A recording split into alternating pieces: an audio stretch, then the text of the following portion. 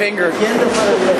Oh Lord, that's how rich I am. Do you think that for the first, Kirk talks about being 10 months on tour already, which is kind of amazing. I hadn't even thought of that. Do you think for the first 6, were you guys aware, both amongst each other and from maybe immediate people around you, that it was an eggshell situation? That people were thinking, well, will it hold together? You know, will the guys get on? Will it be okay? I mean, were you all aware of that? And did you know, talk about maybe was it tough to push through those first 6 months and you know, rediscover those boundaries and relationships and so on? And Rob, definitely come in and talk about, you know, watching all this evolve as well whenever you feel comfortable. I think it's been the easiest it's ever been because of we know that we can talk about those things and do periodically need to. Mm-hmm. And if there's a challenge that comes up, we can come to a decision. Right. We don't have to freak out and get defensive and start fighting, you know. Mm-hmm. We can come to a conclusion. We've gone through some really difficult stuff and little things we can handle. Mm-hmm. And we do have the tools, and I thought, you know, is it gonna people placing bets on if we're gonna make it through the first leg or not? I mean, what are the odds I have right now? no new. I don't care about any stuff like that because I knew inside me that I was going to do my best to have the most fun and the most, you know, accepting and best time out there I could, you know.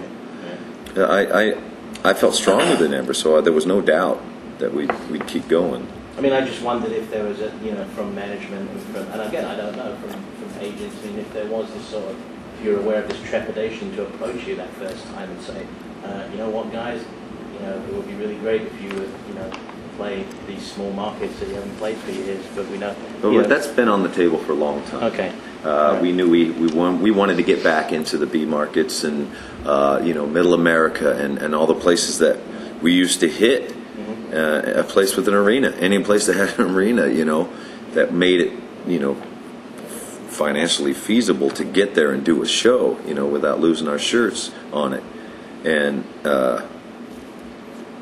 so it was on the table, and we knew, you know, we were wondering if is that really going to happen? Is it, you know, me thinking that there's no way I'm going to be touring for that long. But I mean, we have, you know, when Kirk says it feels like we're just kind of starting. Or, I mean, we've gone through different legs of different styles, you know, Europe festivals and indoor stuff and outdoor here and, you know, club stuff, and it's just been lots of different kinds of stages. I mean, we've already had like 3 or 4 different stages that we played on, so it feels like it's a new tour every time we go out, you know. Yeah, it's a different environment, whether it's indoors, outdoors.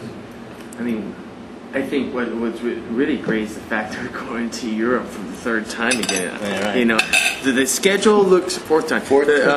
The schedule looks a bit, you know, hectic, but I've had so much fun going to Europe these days. I'm just totally looking forward to it, and you know, I'm seeing that part of the tour as like almost kind of like the summer vacation part of the tour, where you know we're going to be in Europe. It's going to be nice and warm. Go where we're appreciated. Yeah, go where we're appreciated. You know, where there's a lot of love, and it's just great that there's such a demand. You know, I mean.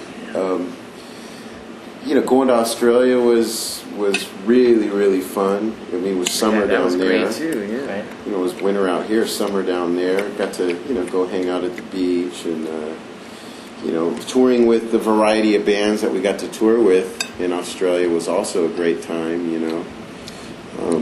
That was something very different for me, you know, to be on a tour where you're consistently hanging around with the same groups, but they're not all metal bands, you know. I thought that was so much fun. It was one of the funnest times I've ever had.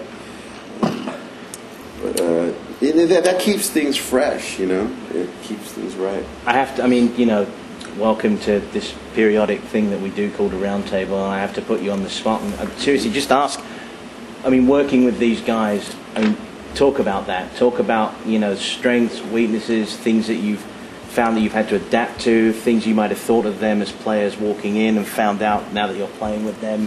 Talk about how it's all worked from your perspective. Well, I don't know.